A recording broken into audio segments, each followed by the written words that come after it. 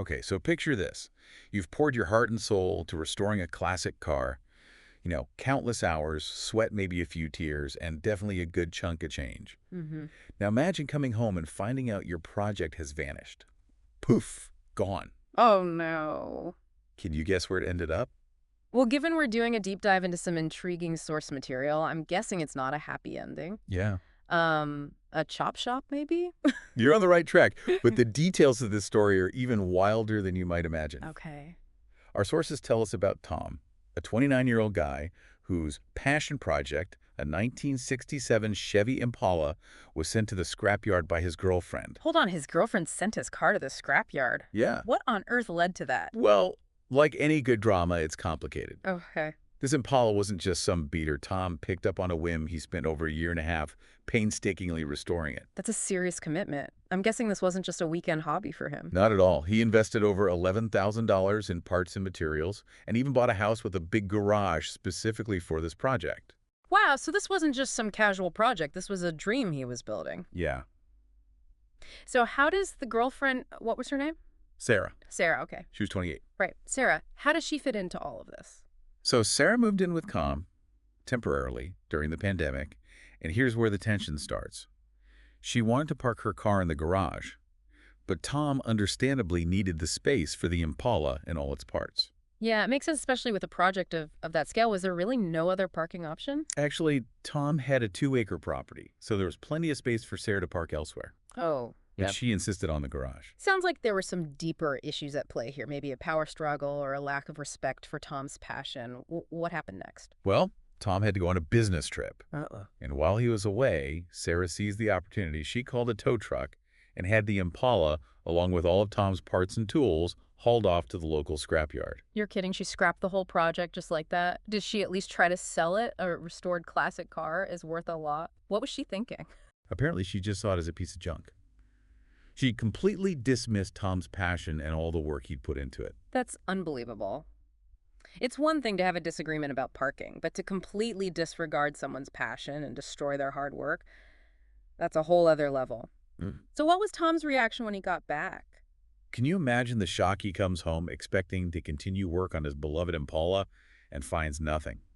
I bet that was a gut punch. How did he react? He was devastated, furious, betrayed all the emotions you might expect in that situation. Right. He immediately broke up with Sarah and told her to get out. Understandable. What did Sarah do? Did she apologize, try to explain herself? Surprisingly, no. She didn't apologize or offer any real explanation. She just brushed it off, even when Tom was rightfully angry. It's like she just didn't understand the magnitude of what she'd done. This is where it gets really fascinating. What did Tom do next?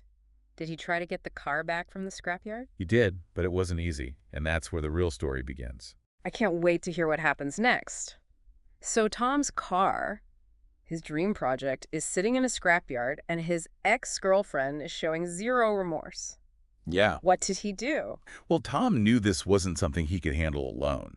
He was dealing with theft, potential property damage, and who knows what kind of shady dealings were going on at the scrapyard. Right. So first things first, he hired a lawyer. Smart move. Legal battles can get messy, especially when you're dealing with something as emotionally charged as this. Exactly. But Tom didn't stop there. Remember how we talked about his meticulous documentation of the restoration process? Yes. Well, that meticulousness ended up being his saving grace. Ah, those photos, I bet they were crucial. Absolutely. He had receipts for every part. He bought photos, Yeah. documenting every stage of the restoration, even timestamps on those photos. Wow. And of course, the security camera footage showing Sarah letting the tow truck driver onto his property, he gathered it all. You see, in the world of classic car restoration, documentation is everything, not just for insurance purposes, but to prove authenticity and provenance if you ever want to sell the vehicle. Right. Tom's meticulous photos showing the car's VIN number, the date stamps on parts, that's gold in a legal battle. So what did he do with all this evidence? Did he confront Sarah? He did more than confront her. He filed a police report for grand larceny and grand theft auto. Wow, he wasn't messing around. What exactly do those charges mean? Well, grand larceny basically means theft of property above a certain value, Right. which in Tom's case with the car and all the parts was easily met. Okay. And grand theft auto, that's specifically for stealing a motor vehicle. So with the police involved, things escalated quickly. What happened next? The police took Tom's case seriously. They started investigating, and their trail led them straight to the scrapyard.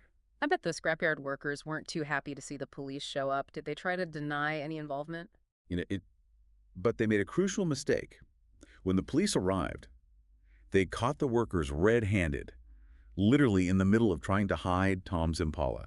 How did they try to hide a whole car? They were using a forklift to stack it on top of a pile of other cars, then trying to bury it under even more scrap metal. Yeah. Talk about a shady operation. That's unbelievable. So what happened to the scrapyard workers? At least one of them was arrested on the spot, and to make things even better, the police started looking into the scrapyard itself for any other potentially stolen vehicles. This is where it gets really interesting, right? Yeah. Tom's case, his personal quest to reclaim his stolen car, might actually expose a much larger criminal enterprise.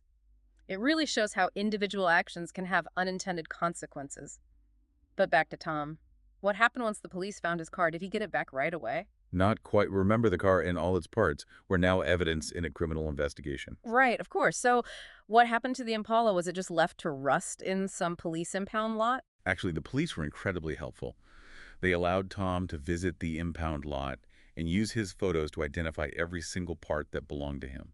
Wow, so they let him reclaim his parts. That's going above and beyond. What about the car itself? The car itself had to remain with the police as evidence, but they helped him load up a truck with all the parts that could be safely removed without compromising the investigation. So while the legal battle was ongoing, Tom was at least able to start piecing his project back together. Talk about a roller coaster of emotions, from the depths of despair to a glimmer of hope.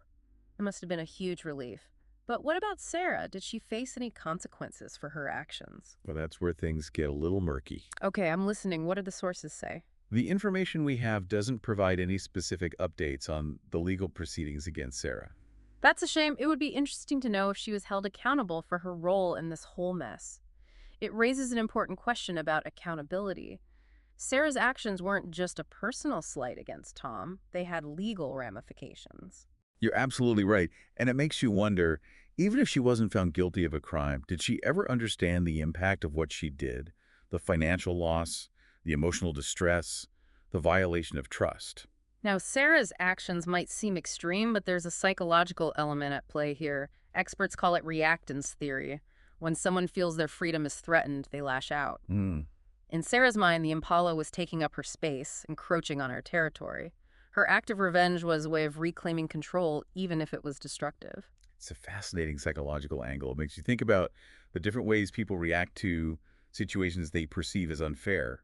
But in this case, her actions had some serious unintended consequences, not just for Tom, but for the scrapyard workers and potentially other victims of theft. It really makes you think about the ripple effect of our choices. And while we don't know the outcome of Sarah's legal situation, it's clear that her actions had far-reaching consequences. But what about Tom? What happened to him? So we left off with Tom having recovered most of his parts, his beloved Impala still stuck in police custody, and the future of his ex-girlfriend Sarah unknown. Right, yeah. Where does this wild ride take us next? Well, the legal proceedings against the scrapyard and potentially Sarah continued, but for Tom, this wasn't the end of his story, just the beginning of a new chapter. So he didn't let this whole ordeal crush his spirit. Yeah. I imagine it would be hard to find the motivation to start over after something like that. Yeah, you would think so, right? But Tom's passion for this project, his love for this car, ran deeper than any setback. So what happened? Was he able to finish the restoration? Did he get his Impala back? He did eventually. The Impala was released from police custody and returned to its rightful owner. I bet that was a sweet reunion. Oh, absolutely. Can you imagine the emotions after all he'd been through, the fight to reclaim his project, the legal battles, the emotional turmoil, to finally have his car back in his own garage ready for him to continue working on it? That must have been a powerful moment. It's like a phoenix rising from the ashes, or in this case, a classic Impala rising from a pile of scrap metal. Right. So what happened next? Did he jump right back into the restoration? He did. In fact, you could argue that this whole experience fueled his determination. He wasn't just rebuilding a car, he was rebuilding his dream, proving that no matter what life throws at you, passion and perseverance can prevail.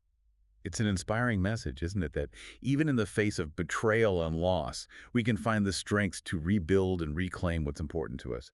But what about the scrapyard? Did they face any consequences for their involvement in this whole mess? They did. Remember, the police uncovered evidence of other potentially stolen vehicles at the scrapyard, which meant Tom's case had blown the lid off a much larger criminal operation. So in a way, Tom's pursuit of justice for his own loss had a ripple effect bringing down a whole network of illegal activity. Exactly. It's a great example of how individual actions can have far-reaching consequences. What seemed like a personal matter. A dispute between a guy and his ex-girlfriend actually uncovered a criminal enterprise. It's a reminder that even in the midst of our own struggles, we might unknowingly be part of something much bigger. Yeah. But let's go back to Tom for a moment. Mm. We've talked about his perseverance, his passion for this car, but this experience must have left a mark on him. Of course, you don't go through something like that unscathed. There's the financial loss, the time wasted, the emotional toll of betrayal, and the stress of legal battles. It's a lot to process. So what does the story tell us about the value we place on material possessions, especially those tied to our passions and dreams? It's an interesting question for Tom that Impala wasn't just a car, it was an extension of himself, a symbol of his hard work, his creativity, his dreams for the future. And Sarah's actions, her utter disregard for that, speak volume about the importance of respect in a relationship. Respect for each other's passions, boundaries, and belongings. Absolutely. It highlights the importance of communication, understanding, and compromise. If Sarah had expressed her concerns about the garage space in a healthy way, if Tom had been more receptive to her needs, maybe this whole mess could have been avoided. It's a reminder that sometimes the biggest challenges in a relationship aren't about the big issues, but about how we handle the seemingly small everyday conflicts. And if we don't communicate effectively and respect each other's needs, those small conflicts can escalate into much larger problems. Precisely. And in this case, the fallout wasn't just contained to their relationship.